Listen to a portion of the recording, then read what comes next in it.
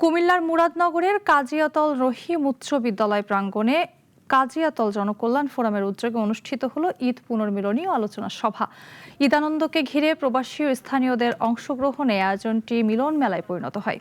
সভায় গ্রামের বিশিষ্টজনেরা এলাকার উন্নয়ন, শিক্ষা বিস্তার, সামাজিক কল্যাণ এবং ভবিষ্যৎ পরিকল্পনা নিয়ে মত বিনিময় করেন। বক্তারা একটি উন্নত সমৃদ্ধ গ্রাম গড়তে পারস্পরিক সহযোগিতা, ঐক্য ও সামাজিক দায়বদ্ধতার উপর জোর দেন। আপাতত এখন যে অবস্থায় এসে দাঁড়িয়েছি, গত ঈদ উল ফিতরের সময় আমাদের একটা প্রোগ্রাম হওয়ার কথা ছিল। প্রতি বছর নিয়ে আমরা যেটা করে থাকি, গত বছর আমরা এই প্রোগ্রামটা করতে পারিনি। সবচেয়ে জনগুরুত্বপূর্ণ হয়ে দাঁড়াইছে আপনার শিক্ষার মান বাড়ানো এবং মাদক থেকে, এই কিশোরদের থেকে আমরা কিভাবে বেরিয়ে আসবো, সমাজকে ভালো করবো, সমাজকে প্রতিষ্ঠিত করবো, সেটা থেকে লক্ষ্য করা। পরবর্তীতে যারা কলেজে যায় তারা এই কাজটা করতে হবে আমাদের স্বার্থে, আমাদের ভবিষ্যৎ প্রজন্মের স্বার্থে।